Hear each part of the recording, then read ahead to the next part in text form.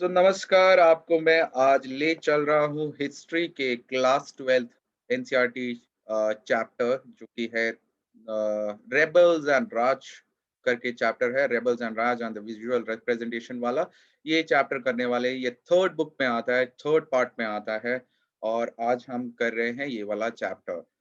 ये एक kind of आपको हेल्प करेगा कि पूरे चैप्टर को आप जल्दी से एक बार क्विकली रिवाइज कर ले। मैं मेन पॉइंटर्स पे ज्यादा रहूंगा, थोड़ा बहुत एक्सप्लेन करूंगा and we will try to finish this chapter as fast as possible, but बहुत ज्यादा फास्ट भी नहीं। इसको हम क्रैश कोर्स तो नहीं बोलेंगे, but A proper medium explanation for everything and you will find this in this particular video and I hope this will be helpful for you. और तो चलते हैं, सबसे पहले चैप्टर का नाम देख लीजिए। This chapter name is rebels and Raj. तो यहाँ पे आपको पहले ही पता होगा कि ये जो है ये द रिवोल्ट ऑफ 1857 वाला चैप्टर है जो आपने क्लास 8 में पढ़ा है, उसी का एक डिटेल्ड वर्जन है ये चैप्टर। अब पहले आ जाते हैं, टाइटल समझ लेते हैं क्या है ये। रेबल्स जो है, rebels are people who are doing the rebellion, यानी कि जो लड़ रहे हैं, जो रेबल कर रहे हैं, जो अपराइजिंग में है, उन लोगों को रेबल्स बोला गया है। और ये rebels basically these are Indians who are fighting against the राज। राज वाला वर्ड आपको कनेक्ट करना है ब्रिटिश राज से। आपको पता था इंडिया में रूल करने लगी थी ब्रिटिश, और ब्रिटिश राज में काफी लोग खुश नहीं थे। अगर हम देखें तो ये Raj refers to British and rebel refers to Indians. चलिए आगे बढ़ते हैं। अब सबसे पहले तो हमें समझना है कि जो रिवोल्ट ऑफ 1857 है उसको हिस्टोरियंस ने काफी अलग अलग नाम दिए हैं। तो हम सबसे पहले उसी पे चलेंगे। तो बहुत सारे मेजर हिस्टोरियंस है जिन्होंने डिफरेंट डिफरेंट नेम्स दिए हैं रिवोल्ट ऑफ 1857 को। किसी ने उसको फर्स्ट वॉर ऑफ इंडिपेंडेंस बोला है, किसी ने उसको सिपॉय म्यूटनी बोला है, और किसी ने उसको एक ग्रेट रेबेलियन के नाम से टर्म किया है। तो हम चलते हैं नेक्स्ट पार्ट पे, जो कि है कि nature of the revolt, right? Nature of the revolt, या I will term it as names given to the revolt by different historians. सबसे पहले यहाँ पे जो आते हैं, इनका नाम है वीडी सावरकर। वीडी सावरकर जी जो है, वीडी सावरकर जी ने सबसे पहले बोला था कि भाई जो रिवोल्ट ऑफ 1857 है ये फर्स्ट वॉर ऑफ इंडिपेंडेंस है, यानी कि इंडिया में सबसे पहली बार इकट्ठा लोग अपने इंडिपेंडेंस के लिए लड़े। बट वो बात दूसरी है कि हमें 1947 में जाके अपनी इंडिपेंडेंस हासिल हुई है, लेकिन 1857 में इसकी शुरुआत हो गई थी और इसको फर्स्ट वॉर ऑफ इंडिपेंडेंस बोलते हैं। तो ये किसने बोला है? ये वीडी सावरकर जी ने बोला है। अब दूसरे भाई साहब के पास चलते हैं। इनका नाम है बेंजामिन डिसरेली, राइट? बेंजामिन डिसरेली कहते हैं नेशनल राइजिंग है, यानी कि उस नेशन में जितने लोग रह रहे थे वो इकट्ठा होकर ब्रिटिश के अगेंस्ट खड़े हो चुके थे, और इसलिए बेंजामिन डिसरेली ने इसको नेशनल राइजिंग के नाम से रेफर किया है। तो आप ये देख लीजिए, जो नेक्स्ट जो है वो है अशोक मेहता जी। अशोक मेहता जी बोलते हैं इसको ग्रेट रिबेलियन। वो इसको सिर्फ रिबेलियन नहीं बोलते, वो छोटा रिबेलियन नहीं बोलते। वो नहीं बोल रहे कि यार ये छोटा सा अपराइजिंग था या छोटी सी लड़ाई थी। वो कहते हैं कि ये ग्रेट रिबेलियन था, यानी कि इसका पावर और इम्पैक्ट उन्होंने जज ज्यादा किया है। वो बोलते हैं कि बहुत तगड़ा सा रिबेलियन था जो ब्रिटिश के अगेंस्ट इंडियंस ने पुट आउट किया था। अब आगे मैं देखूं तो ये आरसी मजूमदार जी हैं। उन्होंने एक बहुत ही डिफरेंट व्यू दिया है। वो कहते हैं भैया ये ना फर्स्ट वॉर था इंडिपेंडेंस के लिए, ना ही कोई नेशनल वॉर था इंडिपेंडेंस के लिए, right? Neither first war nor national war of independence. उनके हिसाब से ये फर्स्ट वॉर इसलिए नहीं था क्योंकि इससे पहले भी बहुत सारे अपराइजिंग हुए हैं और उनको ड्यू क्रेडिट नहीं दिया गया है। और यहाँ पे हम बोल रहे हैं कि भाई ये फर्स्ट वॉर ऑफ इंडिपेंडेंस था, तो वो इससे एग्री नहीं करते। वो ना ही बोलते कि ये नेशनल वॉर ऑफ इंडिपेंडेंस था, क्योंकि उनके हिसाब से काफी सेक्शन ऑफ पीपल इसमें जुड़े नहीं थे। अब जो है जॉन लॉरेंस साहब क्या बोलते हैं कि ये सिपॉय म्यूटनी है। आप सोच रहे होंगे सिपोय क्या है? ये अपना हिंदी वाला सिपाही है, right? The British were not able to pronounce the word sipahi, hence they pronounced it as sepoy. Sepoy जब बोलते हैं ये सिपाही है। अगर मैं इसको हिंदी में ट्रांसलेट करूं तो इसका मतलब है सिपाही विद्रोह। जॉन लॉरेंस ने बोला कि भैया ये तो सिपाही विद्रोह था। अब और भी काफी लोग हैं, M N Roy, R P Dutt, A R Desai, Jawaharlal Nehru, इन सब ने बोला था कि ये एक फ्यूडल अपराइजिंग है, राइट, फ्यूडल अपराइजिंग है। So I hope this is been clear to you, the first slide is been clear to you. यहाँ पे आपको ध्यान रखना है जब आप अपने आंसर्स लिखे, it's not important that you refer to all these names and all, but अगर आप इनको कोट कर पाए अपने आंसर्स में, so it adds value to your answer, right. मैं ये एक्सपेक्ट कर सकता हूँ कि आप इन इन लोगों के नाम भूल जाए, लेकिन उन्होंने क्या बोला था ये ना भूले। For example, you should remember it is the first war of independence, national rising, great rebellion, sepoy mutiny, peasant rebellion, right. So अगर देखा जाए तो ये याद रखना है, अगर आप कोट कर पाए अपने आंसर्स में, so you will be having added advantage when you are writing your exam, right. So अब हम चलते हैं नेक्स्ट स्लाइड की ओर। सो नेक्स्ट स्लाइड में बेसिकली हम कर रहे हैं कि भाई कॉजेस क्या थे रिवोल्ट ऑफ 1857 के। 1857 की क्रांति हुई, तो इस क्रांति का रीजन क्या था? तो यहाँ पे रीजंस डिवाइड किए हैं मेजरली डिफरेंट हेडिंग्स के अंडर। सो सबसे पहले तो एक पॉलिटिकल कॉजेस हो गया, ठीक है। Political causes is related to the power and the political part और the ruling part of the country, ठीक है। तो उससे रिलेटेड जो पॉलिसीज बनी या जो भी चीजें हैं, उसको हम पॉलिटिकल कॉजेस कह रहे हैं। दूसरा हम बोल रहे हैं it's a social cause, right. Social cause is basically something which has been related to society. Society से रिलेटेड जो भी कॉजेस होंगे, सोसाइटी में जो जो हुए जिसकी वजह से विद्रोह का कारण बने, वो उसको हम सोशल कॉजेस कहते हैं। Religious cause, obviously everyone knows it, ये रिलीजन से रिलेटेड जो भी रीजंस रहे होंगे जिसने 1857 की क्रांति को आग दी या उसको तगड़ा बनाया, उसी को हम रिलीजियस कॉजेस कहते हैं। Economic causes, economy is been related to money, right. So economic जो जो कॉजेस हुए उसके बारे में है ये वाला। And then probably the administrative cause and the military cause. Military का आपको पता है कि सैन्य से रिलेटेड जो भी कॉजेज होंगे वो मिलिट्री कॉजेज में होंगे। तो हम चलते हैं नेक्स्ट स्लाइड में। So causes of revolt could be divided under different headings. ये मेन हेडिंग्स है, इनके अंदर बहुत सारे पॉइंटर्स आते हैं, तो हमने इसको ब्रॉडली यहाँ पे डिवाइड कर लिया कॉजेज ऑफ रिवोल्ट ऑफ 1857 को। अब चलते हैं आगे। तो हमने अभी तक दो स्लाइड करे हैं। पहला कि क्या क्या डिफरेंट नेम्स दिए गए रिवोल्ट ऑफ 1857 को। दूसरा हम देख रहे हैं कि भाई कॉजेज क्या है रिवोल्ट ऑफ 1857 के। तो सबसे पहले हम चलते हैं पॉलिटिकल कॉजेस पे। तो पॉलिटिकल कॉजेस में बेसिकली जब ब्रिटिश इंडिया को रूल कर रही थी, राइट, ब्रिटिश जब इंडिया को रूल कर रही थी तो वो बहुत सारी पॉलिसीज लेके आई थी, जिसकी वजह से जो इंडियन मासेस है वो अगेंस्ट हो गई थी ब्रिटिश के। तो उनमें से दो मेजर पॉलिसीज जो हम यहाँ डिस्कस करने वाले हैं, एक है सब्सिडरी अलायंस और दूसरा है डॉक्ट्रिन ऑफ लैप्स, राइट। तो मैं सब्सिडरी अलायंस ब्रीफली आपको एक्सप्लेन कर देता हूँ। सब्सिडरी अलायंस में क्या हुआ कि उस टाइम पे बहुत सारे राजा अपने अपने स्टेट्स या अपने अपने जो किंगडम है उसको रूल किया करते थे। ब्रिटिश उस राजा के पास जाती है और उस राजा से एक अलायंस बनाने की कोशिश करती है, यानी कि एक दोस्ती बनाने की कोशिश करती है। In return of that alliance, British के अलायंस के साथ ब्रिटिश राजा को इस पॉइंट पे ले आती है जहां पे वो राजा को बोलती है कि भैया आपकी जो आर्मी है that is been not what you call, it's not strong, वो स्ट्रांग नहीं है, वो किसी के अगेंस्ट लड़ नहीं सकती है। आप हमारी आर्मी को देखिए, all modern weaponry, very well trained, strategized, और हर तरीके से British army was very good. तो कहीं ना कहीं राजा के मन में एक इंफीरियोरिटी कॉम्प्लेक्स डाल के अलायंस के थ्रू राजा को एक फ्रेंडशिप ऑफर की जाती है। फ्रेंडशिप में उसको क्या मिलने वाला है? अगर राजा एग्री कर जाए तो राजा को ब्रिटिश ट्रूप्स मिलेंगे जो राजा के लिए लड़ेंगे।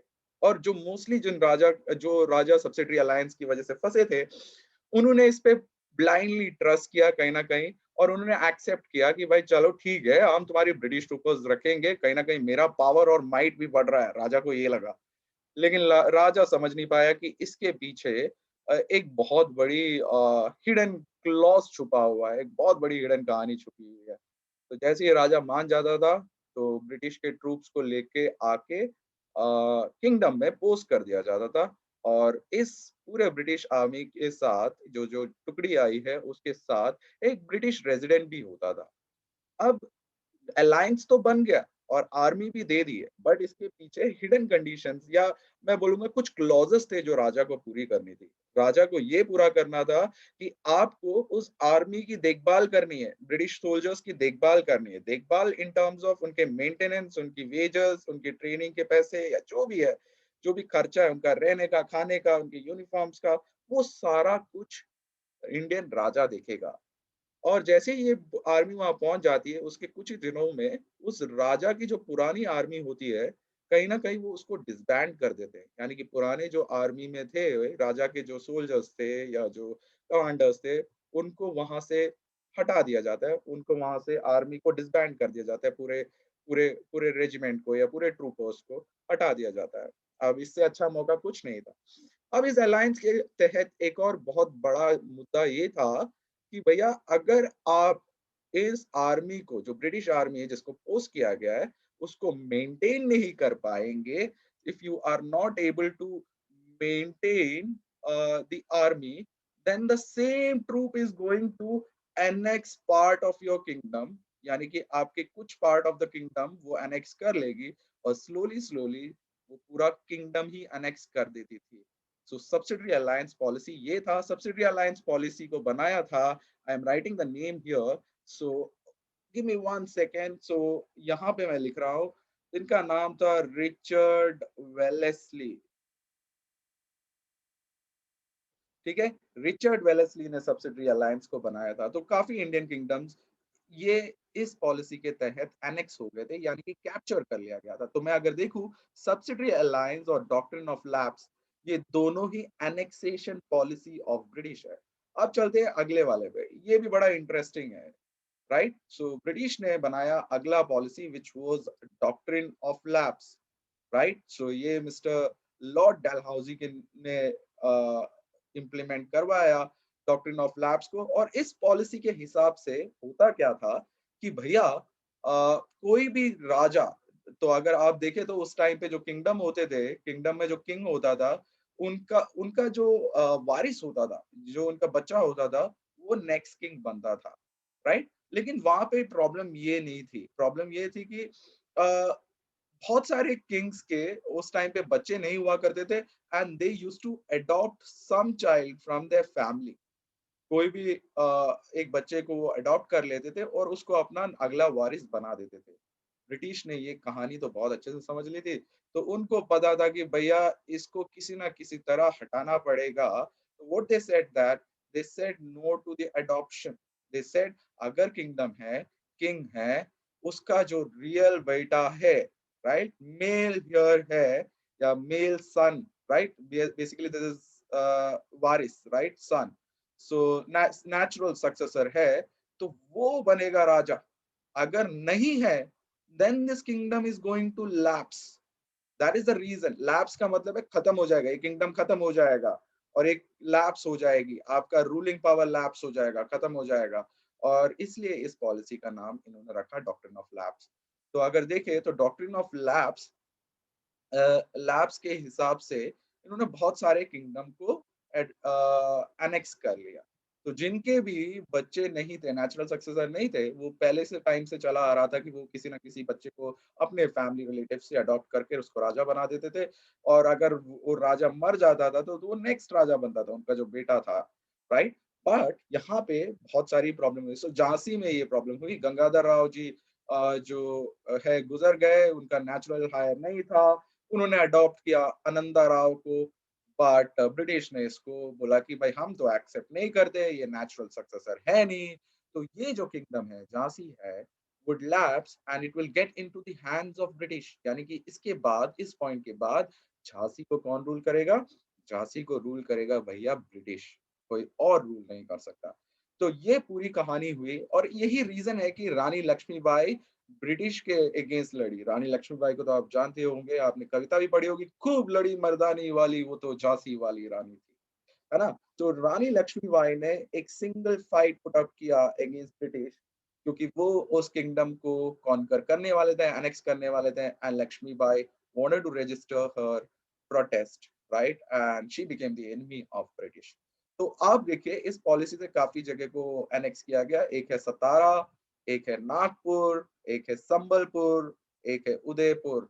आपको सब्सिडी अलायंस की ये सारी जगह याद आनी होनी चाहिए, क्योंकि ये आ सकता है आपके मैप वर्क में क्लास सीबीएसई बोर्ड पे। ठीक है, बोर्ड एग्जाम में आपके मैप वर्क में this is an important part. Also find out some places related to subsidiary alliance, right?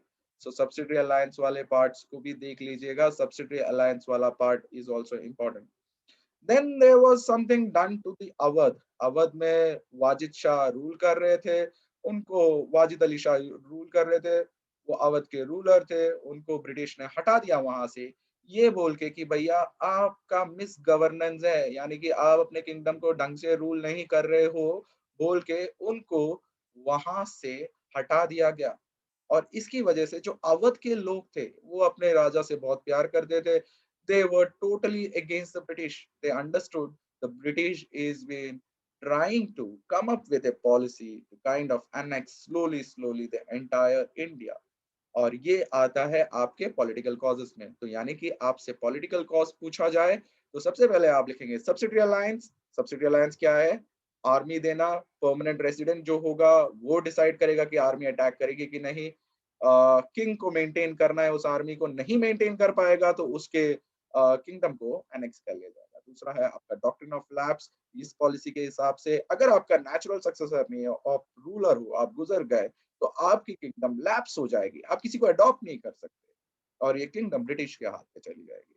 Right? फिर हमने पढ़ा कि कौन कौन से प्लेसेस है जो कि कौन कौन से एरियाज है जिनको ब्रिटिश ने कॉन्कर किया। सब तो याद रखिए, doctrine of lapse, right, DOP, DOL, right, DOL doctrine of lapse. ठीक है, सतारा, नागपुर, संबलपुर, उदयपुर, झांसी भी है। ठीक है, so these were the places. So let's move on to the next reason. So political causes या पॉलिटिकल रीजन, इसकी वजह से जो इंडियंस थे, जो पर्टिकुलर सेक्शन ऑफ इंडियंस थे, चाहे वो राजा हो चाहे वो प्रजा हो, was not happy with the British doing all this to their kings and kingdom, right? So next चलते हैं social religious causes में। सबसे पहले सोसाइटी के रीजंस होते हैं। Social social is been related to society. Society में क्या हो रहा था, रिलीजन में क्या हो रहा था, ये इकट्ठे कर दिया गया है। तो सबसे पहले रेशियल एरोगेंस था। राइट, रेशियल एरोगेंस का मतलब था कि they were following the policy of racial discrimination. तो ये रेशियल डिस्क्रिमिनेशन को फॉलो कर रहे थे।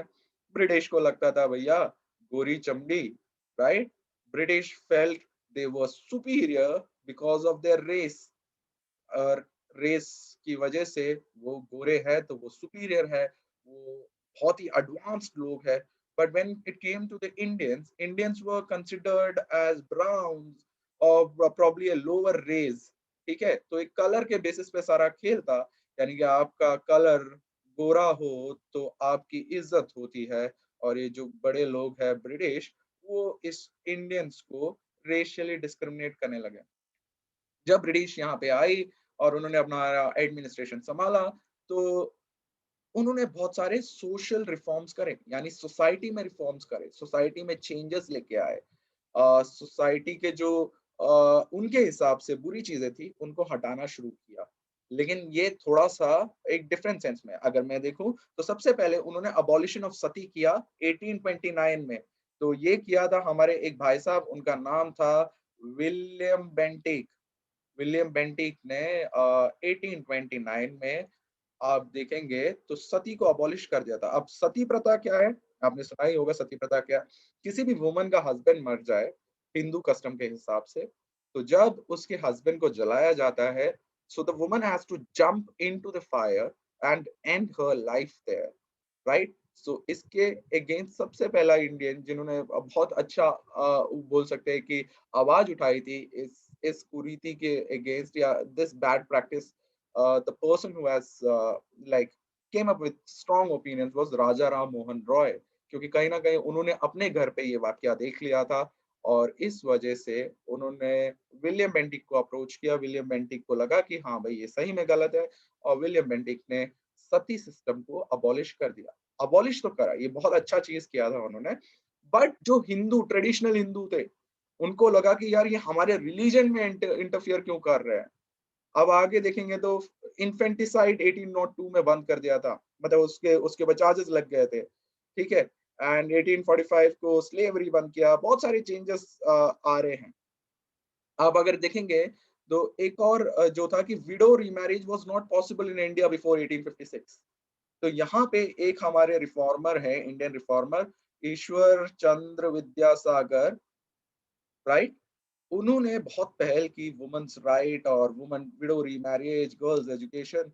तो उनकी वजह से ये 1857 में ब्रिटिश ने एक्ट पास किया कि भाई अब विडो रीमैरिज हो सकता है। तो कहीं न कहीं विडो रीमैरिज का क्लॉज़ भी यहाँ खोल दिया, अबॉलिशन ऑफ सती हुआ और काफ़ी अच्छी चीज़ें हुई थी मेरे हिसाब से। ऑल्दो ब्रिटिश ने की, लेकिन जो ट्रेडिशनल हिंदू थे, उनको लगा यार ये हमारे धर्म के अंदर भी अब घुस-घुस के खेलने लग गए हैं। तो ये ट्रेडिशनल हिंदू जो थे, ये काफ़ी खफ़ा थे, राइट? देन उन्होंने काफ़ी चीज़ें की। इंट्रोडक्शन ऑफ रेलवे किया, टेलीग्राफ किया। रेलवे कभी इंडियंस को जर्नी करवाने के पर्पज़ से नहीं किया गया था। रॉ मटेरियल्स को इंडिया से निकाल के ब्रिटेन तक पहुँचाने के लिए या उनको अ, हिंटरलैंड से जो अंदरूनी इलाके हैं, वहाँ से निकाल के पोर्ट सिटी तक पहुँचाने के लिए सब उन्होंने रेलवे बनाया था। टेलीग्राफ उनके कम्युनिकेशन के लिए था, हमारे कम्युनिकेशन के लिए नहीं था। तो ये सारी चीज़ें जब होने लगी, तो Indians were quite suspicious about the British. तो वो काफ़ी ब्रिटिश के अगेंस्ट हो गए। देन वो एक और चीज़ यहाँ पे करने लगे, दैट वाज़ कन्वर्जन।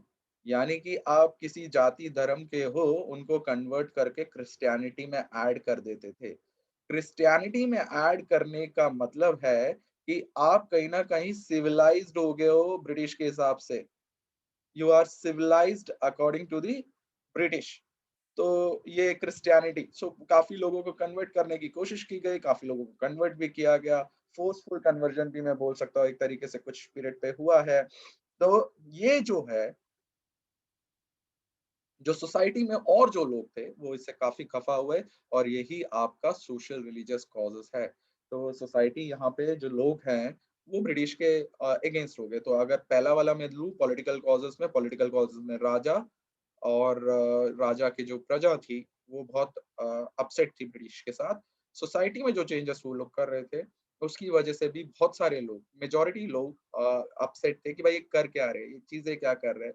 हमारा धर्म क्यों बदल रहे हैं? ये हमें डिस्क्रिमिनेट क्यों करते हैं? क्या रीज़न है इसका? क्यों परेशान कर रहे हैं? तो ये कहीं न कहीं एक हेट्रेड इंडियंस के मन में लेके आती है ब्रिटिश के अगेंस्ट। सो यहाँ पे आपका सोशल रिलीजियस कॉजेज़ भी क्विकली खत्म हो गया। यहाँ पे और भी चीज़ें हैं रिलीजियस कॉजेज़ में, बट मैंने वो दूसरे वाले कॉजेज़ में उसको कवर कर रखा है।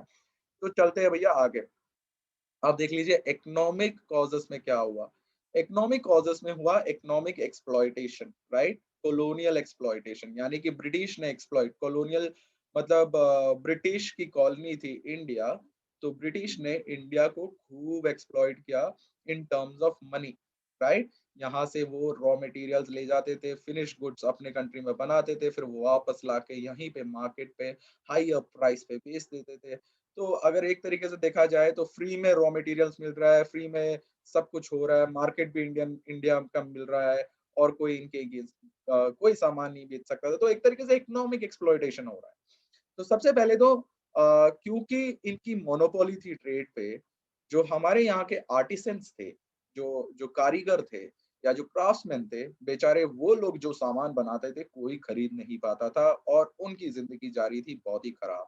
तो हमारा जो ट्रेडिशनल इंडस्ट्री था, ट्रेडिशनल स्मॉल स्केल इंडस्ट्री या मैं बोल सकता हूँ cottage industry, right?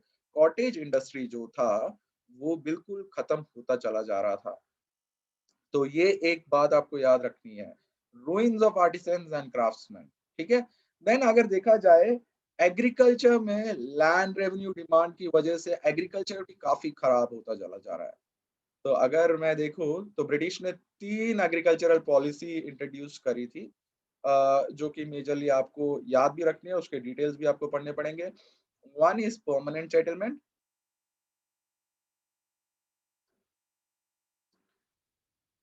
1 second. Okay, permanent settlement.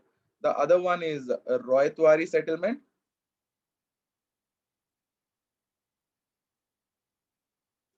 और इसके बाद आता है आपका permanent Ryotwari and the last one is Mahalwari settlement. ये जो तीनों पॉलिसी ब्रिटिश ने इंडिया में लगाई एग्रीकल्चर के ऊपर, ये एक टैक्सेशन पॉलिसी था। यानी कि टैक्स कितना मिलेगा इन तीनों पॉलिसी से, ये डिफरेंट डिफरेंट एरियाज में लगाए गए थे तीनों पॉलिसीज। और इसमें से टैक्स ब्रिटिश लेती थी, जो कि था लैंड रेवेन्यू टैक्स, जिसको बोलते हैं लैंड रेवेन्यू टैक्स। यानी लैंड रेवेन्यू के लैंड पे जो रेवेन्यू लगेगा वो आपको ब्रिटिश को देना पड़ेगा। तो ये लैंड रेवेन्यू पॉलिसी के नाम से भी इम्पोर्टेंट है। It is important for you to know what is permanent settlement. आप इसको जरूर करिएगा। रोहितवारी सेटलमेंट किसने बनाया, कब बनाया, कहाँ कहाँ इसको लगाया, ये बहुत जरूरी है। इन तीनों पॉलिसी में कुछ कॉमन चीजें थी, जैसे कि एक तो था वन वाज आपका टैक्सेशन, या टैक्स वाज रियली हाई, बहुत हाई था ये टैक्स। ठीक है, तो टैक्स बहुत हाई था। जो पेजेंट्स थे बेचारे, उनकी कंडीशन बहुत बुरी थी। So peasants condition was absolutely in bad state, क्योंकि वो पैसे रेवेन्यू दे नहीं पाते थे। अगर कोई नेचुरल कैलामिटी आ गई, जैसे फैमिन, सूखा पड़ जाना, या रेन, प्रॉपर रेन ना हो पाना, या कुछ भी ऐसे कंडीशंस में उनकी क्रॉप्स नहीं हो पाती थी, लेकिन ब्रिटिश ने कभी भी कोई भी किसी भी तरह के कंसेशन इंडियन पेजेंट्स को नहीं दिया, और उनको वो पैसे देने पड़ते थे। और कहीं न कहीं जब ब्रिटिश आई थी, उन्होंने एक सेट ऑफ ज़मींदाज़ बनाए थे टैक्स कलेक्ट करने के लिए। ये ज़मींदाज़ की कंडीशंस भी बाद में खराब हो गई, और ओल्ड ज़मींदारी को खत्म करके they they came up with a new zamindari thing, जहाँ पे ज़मींदाज़ भी ऑप्रेस्ड थे। तो अगर मैं इकोनॉमिक कॉजेज़ के हिसाब से देखूँ, तो यहाँ की इंडस्ट्रीज़ को उन्होंने बर्बाद किया, जो कॉटेज इंडस्ट्री या स्मॉल स्केल इंडस्ट्री थी। बेचारे आर्टिसंस को पैसा नहीं मिल पाता था, क्राफ्ट्समैन की कोई वैल्यू नहीं होती थी, उनकी चीज़ें वो मार्केट में बेच नहीं पाते थे, क्योंकि मोनोपोली था ट्रेड पे। अब एग्रीकल्चर में देखूँ, तो एग्रीकल्चर में लैंड रेवेन्यू पॉलिसीज़ लगाए, तो 3 लैंड रेवेन्यू पॉलिसीज़ यहाँ पे लगाए। ठीक है, परमानेंट सेटलमेंट लगाया, रॉयतवारी लगाया, महलवारी लगाया। इन सब सेटलमेंट का मकसद यही था कि मैक्सिमम प्रॉफिट निकाला जाए, निचोड़ा जाए लोगों को इतना, पेजेंट्स को इतना निचोड़ा जाए कि भाई उनसे फायदा हमें हो। तो उन्होंने ये परमानेंट सेटलमेंट, रॉयतवारी, महलवारी तो बनाया तो सही, लेकिन इसके टैक्सेशन बहुत हाई थे। पेजेंट को किसी तरह का कंसेशन नहीं मिलता था। बेचारा पेजेंट उस पॉइंट पे पहुंच जाता था जहां पे उसको सुसाइड करने की भी नौबत आ जाती थी, नहीं तो भाग जाता था अपने विलेज से, नहीं तो और भी बहुत सारी प्रॉब्लम्स उसके साथ होती थी। तो ये कहीं न कहीं आपका इकोनॉमिक कॉजेज़ है। सो एक बार फिर से पीछे से चलते हैं, अब तक हम क्या कर चुके हैं। तो सबसे पहले हमने किया था different names given to the revolt of 1857। ठीक है? क्या-क्या डिफरेंट डिफरेंट नेम्स दिए थे रिवोल्ट ऑफ 1857 को। फिर हमने किया था सेकंड स्लाइड में आपका पॉलिटिकल कॉजेज़, थर्ड स्लाइड में हमने किया था आपका सोशल एंड रिलीजियस कॉजेज़। अब फोर्थ स्लाइड में हम कर चुके हैं इसका इकोनॉमिक कॉजेज़ क्या है, कि इकोनॉमिक रीजंस क्या है जिसकी वजह से। तो आप देख रहे हैं, बिकॉज़ ब्रिटिश की डिफरेंट डिफरेंट पॉलिसीज़ चल रही है, हर तबके का लोग परेशान है। मतलब डिफरेंट सेक्शन और strata of society is been totally upset with the British. बिल्कुल अपसेट है भाई ब्रिटिश से। ये लोग समझ नहीं पा रहे क्या कर रहे हैं with people who have been set in a particular system for years. एकदम से चेंजेस, और इतने बुरे चेंजेस की उनकी कंडीशन खराब हो रही है। तो अब हम आगे चलते हैं, इसके अगले पे चलते हैं। तो ये देख लीजिए भाई, एडमिनिस्ट्रेटिव कॉजेस क्या है। करप्शन था भैया रूलर्स और ऑफिशियल्स का। ब्राइब बहुत चलती थी, पैसे दो और काम करवाओ। No Indians were appointed on the higher positions in the administrative system of British to a particular extent. Yes, बाद में बहुत लोगों ने इसको ज्वाइन भी किया है इंडियंस ने, but to a major part of years, to मतलब काफी साल तक there was no higher post given to the Indians. The Indians were always given the positions on a lower level.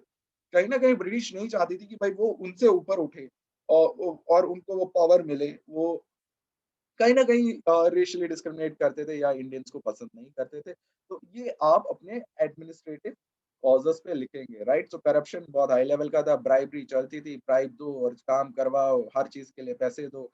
सो बहुत ही गंदा सिस्टम चल रहा था। इंडियंस को कभी हाई पोस्ट पे अपॉइंट नहीं किया जाता था। अब I am going on to the next slide. So ये एडमिनिस्ट्रेटिव कॉजेस आपके हो गए, इसको थोड़ा-सा पढ़ना है आपको एडमिनिस्ट्रेटिव कॉजेस। उसके बाद ये बहुत ही ज़्यादा इम्पोर्टेंट है in terms of what are the military causes. ठीक है, मिलिट्री कॉजेस। तो सबसे पहले मिलिट्री कॉजेस समझने से पहले ये समझ लीजिए, जब ब्रिटिश आए इंडिया तो कहीं न कहीं उन्होंने आर्मी अपनी लेके आए। तो it was not possible for them to bring the entire army of Britain to India, है ना?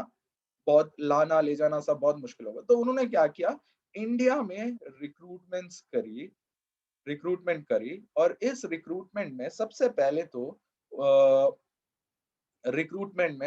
तो उन्होंने इंडियंस को रिक्रूट करना शुरू किया। यहाँ पे मुझे गलत मत समझिएगा, ना ही इस चीज़ को गलत समझिएगा कि इंडियंस को जब रिक्रूट किया, उनको कोई हायर पोज़ीशन पे रिक्रूट नहीं किया, उनको बनाया गया सिपाही। तो आपका एक फेमस सिपाही जिसके बारे में आपने सुना भी होगा, फ़िल्म भी देखी होगी आमिर खान की, that is Mangal Pandey, right? So बहुत सारे जो इंडियंस थे, वो ब्रिटिश आर्मी में जॉइन हो गए। अब आप अगर ब्रिटिश आर्मी को मैं डिवाइड कर लूँ, तो ब्रिटिश आर्मी को अगर मैं डिवाइड करूँ, तो उसमें इंडियंस जो थे ब्रिटिश आर्मी में, वो मेजॉरिटी थे, यानी उनका नंबर ज़्यादा था। और जो ब्रिटिश और यूरोपियन काउंटर पार्ट्स थे, वो माइनॉरिटी में थे, यानी उनका नंबर कम था। लेकिन अगर मैं पावर वाइज़ देखूँ, तो इंडियंस जो थे were not powerful, they were not powerful, right? So not powerful. और अगर मैं देखूँ तो ब्रिटिश माइनॉरिटी जो था वाज़ वेरी पावरफुल, यानी कि अ, ये जो इंडियंस थे, इनको बेसिकली लोअर पोस्ट पे रखते थे और जो ब्रिटिश थे, उनको हायर पोस्ट पे रखते थे। अब अब ये लोग जो रिक्रूट हुए आर्मी में, वो लोग भी काफ़ी परेशान है ब्रिटिश से, है ना? तो ये जो सिपॉय इसलिए बोला गया कि भाई सिपॉय विद्रोह है, राइट? सिपाही विद्रोह है।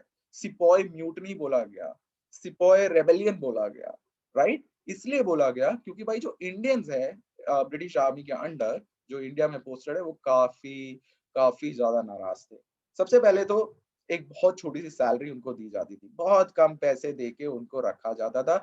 जबकि अगर एक ब्रिटिश सिपाही हो और इंडियन सिपाही हो, तो इसमें सबसे ज़्यादा पैसे जो है ब्रिटिश सिपाही और जो इंडियन सिपाही है, इसमें सेम लेवल पे काम करते हैं, लेकिन ब्रिटिश सिपाही को ज़्यादा पैसे मिलेंगे, इंडियन सिपाही को कम पैसे मिलेंगे, ठीक है? सबसे पहले देख लीजिए जो खाना इनको मिलता था बहुत ही खराब था।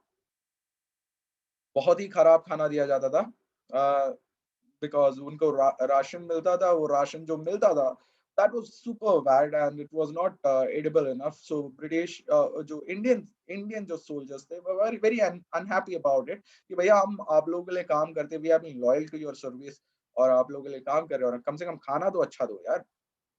अब आगे देखिए तो नो हायर पोस्ट ये हम डिस्कस कर चुके हैं। कोई भी हायर पोस्ट इंडियन को अगर कोई इंडियन सिपाही लगा है, वो मेरे ख्याल से जब तक उसका टेन्योर खत्म नहीं हो जाता, उसकी सर्विस खत्म नहीं हो जाती, वो बेचारा सिपाही ही रहेगा। There was no promotion given to him.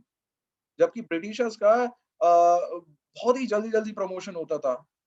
ये सो प्रमोशन के लिए इंडियंस को कंसिडर ही नहीं करते थे। अब इसका सिंपल मतलब है, दे वर नॉट प्रेफरिंग इंडियंस। उनकी ज़रूरत थी कि भाई उनको लोग चाहिए आर्मी में, तो उन्होंने रिक्रूट कर लिया बट ऐसा कुछ नहीं था कि उनको प्रमोट करना है या उनको सैलरी ज़्यादा देनी है। उनके लिए हर तरीके से फ़ायदा था। Then there was known as compulsory foreign service, ठीक है? कंपल्सरी फॉरेन सर्विस ये आया था एक एक्ट के नाम से, इसको कहते हैं सर्विस एनलिस्टमेंट एक्ट।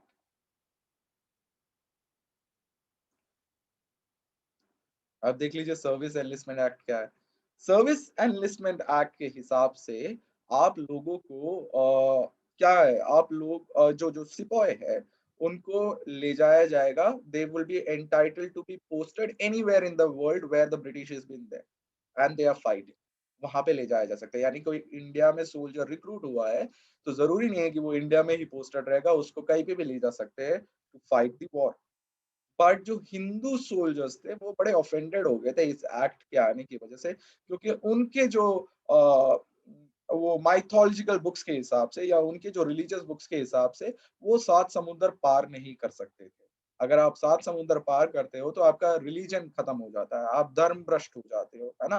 तो ये एक आइडिया था उस टाइम पे अकॉर्डिंग टू द हिंदुइज्म और हिंदू सोल्जर्स वेरी ऑफेंडेड थे। बट सर्विस एनलिस्टमेंट एक्ट ने क्लियर कर दिया कि भाई अगर आप अगर पार्ट हो ब्रिटिश आर्मी का तो आपको कहीं पे भी पोस्टेड कर सकते हैं। चलो कंपल्सरी फॉरेन सर्विस भी दे दी है, कभी भी भेज सकते हैं। किसी तरह इंडियंस इसके लिए कुछ लोग माने, कुछ लोग नहीं माने। या जो भी है, इसकी वजह से बहुत ही हेट्रेड यहाँ पे शुरू हो गया। बट उनको कोई बाटा, राइट, या उनको कोई extra what you call allowance भी नहीं दिया जाता था फॉर एनी फॉरेन सर्विस। यानी कि मुझे पोस्ट किया गया किसी और देश में और मैं वहां जाके ब्रिटिश के लिए सर्व कर रहा हूँ, तो मुझे कोई अलग से फॉरेन फॉरेन कंट्री में काम करने का कोई अलाउंस नहीं मिलता था। मुझे उसी सेम सैलरी पर रखा जाता है, इनफैक्ट वो भी मुझे टाइमली नहीं दे रहे हैं। सबसे खराब चीज उन्होंने ब्रिटिश आर्मी में जो की गई was banning of religious symbols, right, and the proper dress code. तो यूनिफॉर्म तो उनको दी ही दी, साथ में उनको मना कर दिया गया कि भाई आप अपने रिलीजियस सिंबल्स को नहीं पहन सकते हो, चाहे वो हिंदू हो चाहे वो मुस्लिम हो, रिलीजियस सिंबल्स को नहीं पहनोगे। तो कहीं ना कहीं यहाँ पे इंडियंस जो थे, इंडियन सोल्जर्स जो थे, वो बहुत ही क्लोज थे अपने रिलीजन के। वो नहीं चाहते थे कि भाई उनका धर्म, उनका उनका भगवान को मानने का तरीका, वो अपना जो भी है ताबीज पहन रहे, लॉकेट पहन रहे या कड़ा पहन रहे, जो भी है, राइट, उसको अगर आप मना कर रहे हो, तो that was taken in a very bad sense by the Indian soldiers who were recruited in the British army. अगले पे चलते हैं। Appointment of Christian missionaries in barracks. ठीक है, जो जो क्रिश्चियन मिशनरीज थे, ब्रिटिश ने क्या किया, बैरक्स में बुलवा लिया उनको। Barracks was basically a place where soldiers used to live, so quarters of soldiers, है ना, जो जगह है जहाँ पे सोल्जर्स रेस्ट करते हैं या उनके जो बैरक्स है, वहां पे बुलवा लिया। तो ये जो क्रिश्चियन मिशनरीज का, अब आप सोचिए, समझ ही सकते हो, क्रिश्चियन मिशनरीज आ रही है तो कहीं ना कहीं इनका एजेंडा होगा टू कन्वर्ट, है ना, टू कन्वर्ट। और यहाँ पे जो बैरक्स में लोग रुके हुए हैं वो मेजरली इंडियंस है। तो Indians were suspicious about the fact that यार बैरक्स में क्रिश्चियन मिशनरी क्या कर रही है, what is the need for that. So कहीं ना कहीं ये यहाँ पे ठीक नहीं हो पाया और ये काफी उसके अगेंस्ट थे, राइट। तो आगे चलते हैं। अब हम आ जाते हैं कि इमीडिएट कॉज क्या था, राइट। जल्दी से कर लेते हैं इमीडिएट कॉज को। तो हमने कौन कौन से कर लिया है, हमने पॉलिटिकल कर लिया है, पॉलिटिकल, फिर हमने कर लिया सोशल रिलीजियस, फिर हमने कर लिया एडमिनिस्ट्रेटिव, फिर हमने कर लिया है एडमिनिस्ट्रेटिव के बाद कौन सा करा भैया, एडमिनिस्ट्रेटिव के बाद हमने करा है मिलिट्री कॉजेस। ठीक है, जल्दी से ये सारे कर लिए। तो सब्सिडी में आपको याद रखना है कौन से थे। सब्सिडरी में है आपका पॉलिटिकल पावर के रिलेटेड। सो आपके यहाँ पे एनेक्सेशन पॉलिसीज आएंगी, सब्सिडरी अलायंस, पॉलिटिकल में आएगा subsidiary alliance, doctrine of lapse, annexation of Awadh. Awadh का पूरा पार्ट आपके टेक्स्ट बुक में दिया गया है, टेक्स्ट बुक रीड करना बहुत जरूरी है। यहाँ पे आपको जल्दी से इस पोर्शंस को कंप्लीट करवा रहे हैं, कवर करवा रहे हैं, बट डजंट मीन कि आप टेक्स्ट बुक नहीं पढ़ेंगे। Text book should be your Bible, Gita, Quran, जो भी है, आपको उसको रीड करना है। एक बार इन सब चीजों को समझ लीजिए, फिर रीड करिए, अंडरलाइन कीजिए, हाईलाइट करिए इंपॉर्टेंट पॉइंट्स को। आपके एग्जाम में ये काफी काम आने वाला है। सो आगे देखो तो सोशल रिलीजियस कॉजेस, आपको पता है क्या क्या उन्होंने किया था। न्यू रिफॉर्म्स लेके आए थे, है ना, सोशल रिफॉर्म्स लेके आए थे।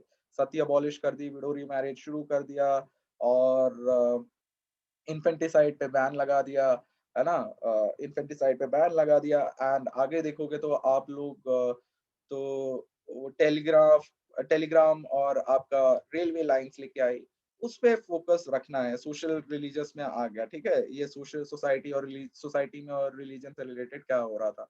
एडमिनिस्ट्रेटिव में आपने देख लिया, करप्शन होता था, ब्राइबरी होता था, एडमिनिस्ट्रेटिव पोस्ट को ही नहीं दिया जाता था इंडियंस को।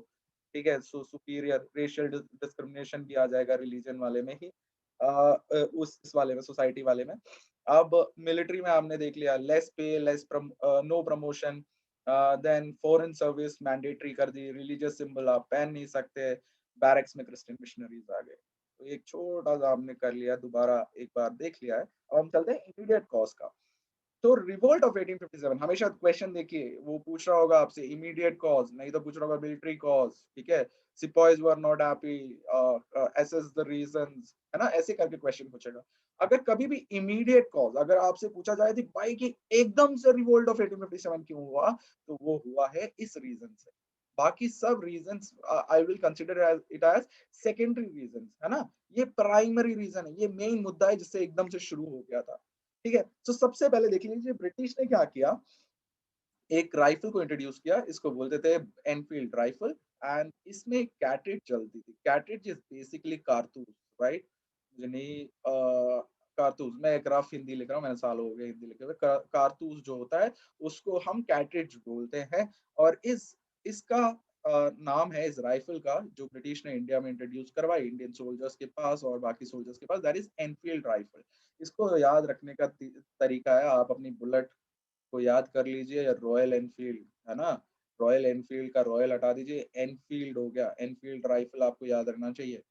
तो क्या हुआ कि देख लीजिए कि नंबर देख लीजिए एक बार, 36,000 इंग्लिश सोल्जर्स थे, 2,57,000 इंग्लिश सोल्जर्स थे 36,000 और 2,57,000 इंडियन सोल्जर्स थे ब्रिटिश आर्मी में।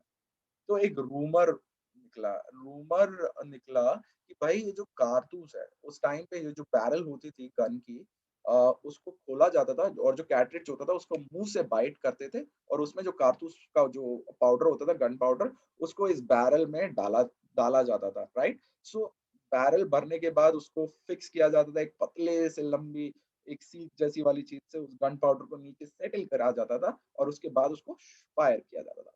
अब जो कैट्रिज थी उसको उस कंडीशन में रखने के लिए बोला जाता है कि उस उसके ऊपर लेप लगाया जाता था, एक तरीके से लेप लगाया जाता था और ये जो लेप होता था या ये जो कोटिंग होती थी वो होता था fat of cow and pigs, ठीक है? फैट ऑफ ग्रीस्ड, तो ग्रीस करते थे इसको, so greased with fat of cow and pigs. अब फैट निकालना है तो आपको क्या करना पड़ेगा? काऊ को मारना पड़ेगा ना यार, फैट तो अदरवाइज निकलेगा नहीं।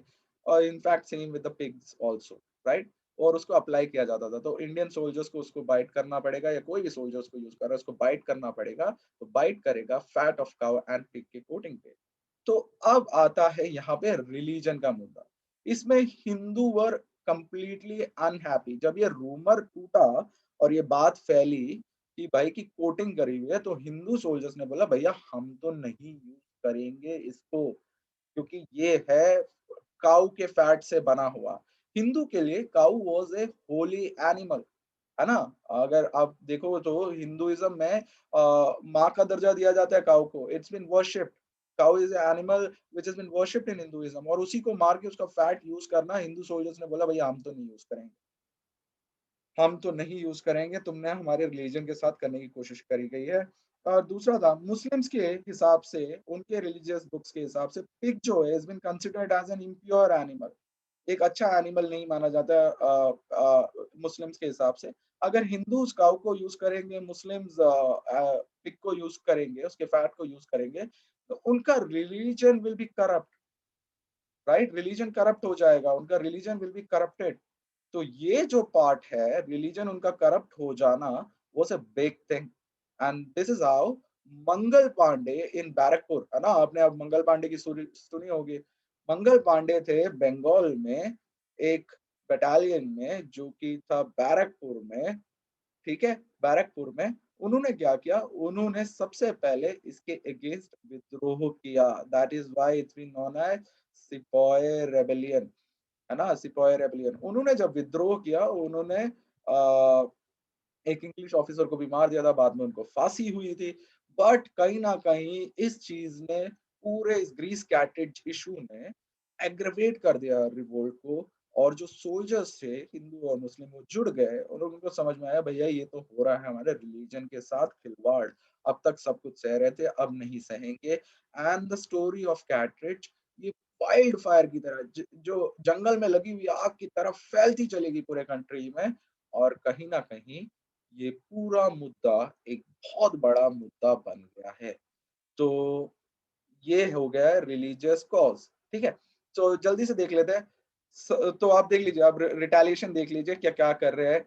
तो सिपॉयज़ ने बोला कि भैया सिपॉयज़ सेड कि refuse to use, they were compelled, they shot European officers, ठीक है? यानी कि सिपॉयज़ ने रिफ्यूज़ किया, सिपॉयज़ को फोर्स किया गया, "अबे यूज़ करो तुम लोग।"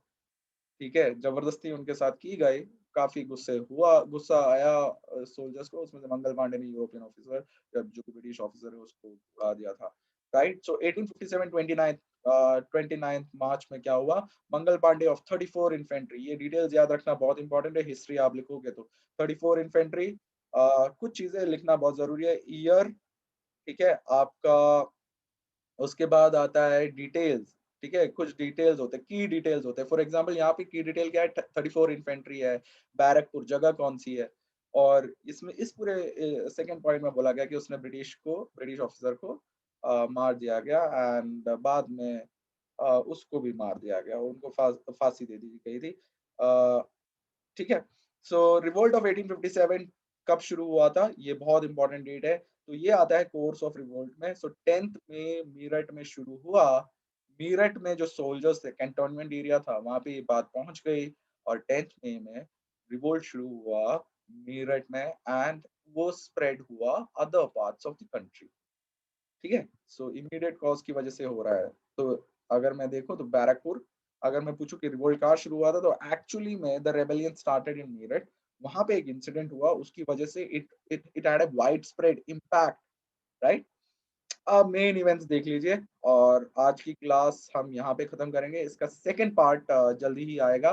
तो आपको कमेंट करना है, आपको अगर पसंद आया वीडियो, आपको लग रहा है कि आपके लिए यूजफुल था, तो आप लिख सकते हैं कमेंट बॉक्स पे कि भाई कि अगली वीडियो बनाई जाए। जैसे ही मुझे टाइम मिलेगा, मैं अगली वीडियो लेके हाजिर हो जाऊंगा। तो सबसे पहले मेन इवेंट्स देख लीजिए, या मैं कहूँगा कि ये कहीं ना कहीं कोर्स ऑफ इवेंट है, कि मतलब क्या क्या कब कब हो रहा है। तो सबसे पहले रिवोल्ट ऑफ बैरकपुर हुआ 29 मार्च को, बट एक्चुअली में रिवोल्ट शुरू हुआ मीरठ में, कैंटोनमेंट एरिया में शुरू हुआ। सिपाहियों ने विद्रोह किया, उन्होंने वहां से आर्म्स एंड एम्युनिशंस को लूट लिया, और फिर वो दिल्ली की ओर चले। ठीक है। तो वो रास्ते में जितने भी एरिया थे उनको उसने ऑक्यूपाई किया, राइट, दिस ऑक्यूपेशन नहीं आएगा यहाँ पे, ऑक्यूपाई किया, ऑक्यूपाई किया या कंट्रोल में लाए दिल्ली को। वो दिल्ली पहुंचे बहादुर शाह जफर के पास, और सोल्जर्स ने बहादुर शाह जफर को सारी प्रॉब्लम बताई। बहादुर शाह जफर जो थे इस टाइम पे काफी बूढ़े हो चुके थे, और बोला जाता है कि सोल्जर्स ने उनको इतना कन्विंस कर दिया था कि Bahadur Shah Zafar said that the soldiers wanted the Bahadur Shah Zafar to be the leader, right. So Bahadur Shah Zafar ने उनको हाँ कर दी थी कि भाई ठीक है, आप लोगों का हेड बन के मैं इस रिवोल्ट को लड़ूंगा आपके साथ। फिर रिवोल्ट हुआ, देखिए, लखनऊ में हुआ, कानपुर में हुआ, बनारस में हुआ, revolt at Bihar, Bareilly, Shahjahanpur, other centre. So एक तरीके से मैं देखूं तो entire north India was under the revolt, right. North India में रिवोल्ट हुआ, और ये ऐसे चलता गया। अब ब्रिटिश के लिए बड़ी दिक्कत वाली बात है, क्योंकि एक ही टाइम पे काफी जगह पे रिवोल्ट है, तो ब्रिटिश और इंडियंस अब भिड़ चुके हैं। सोल्जर्स को सपोर्ट करने के लिए पेजेंट्स आगे आ चुके हैं, क्योंकि बहुत सारे जो सोल्जर्स थे वो इनिशियली तो पेजेंट्स ही थे, फार्मर्स ही थे, तो कहीं ना कहीं सेंटिमेंट्स जुड़े हुए थे। बहुत सारे रीजंस थे जिसकी वजह से ये रिवोल्ट हुआ। तो भाइयों बहनों और students, so today's class end here. So if you like my video, do subscribe, do comment, and if I'm going a little fast, please let me know. I'll try to slow it down. But the aim is to kind of complete the class 12. तो मैं आपको वैसे तो मैंने last book से शुरू किया है, इसलिए शुरू किया है कि जब आपके स्कूल में या आप जहाँ पे भी पढ़ रहे हो, तो ये आए, तो आपका बैकग्राउंड क्लियर हो। जब आपकी टीचर पढ़ाए तो इट्स बीन एब्सोल्युटली क्लियर। सो इसलिए मैंने थर्ड बुक से शुरू किया। मैं थर्ड बुक पे जाऊंगा, then I will move on to the second of the first book, and will complete it as soon as possible. So I hope the content of this channel is going to help you for your CPSC board, and you get what you deserve, right? So तब तक के लिए भैया धन्यवाद। तो मिलते हैं फिर किसी दिन जल्द ही। धन्यवाद।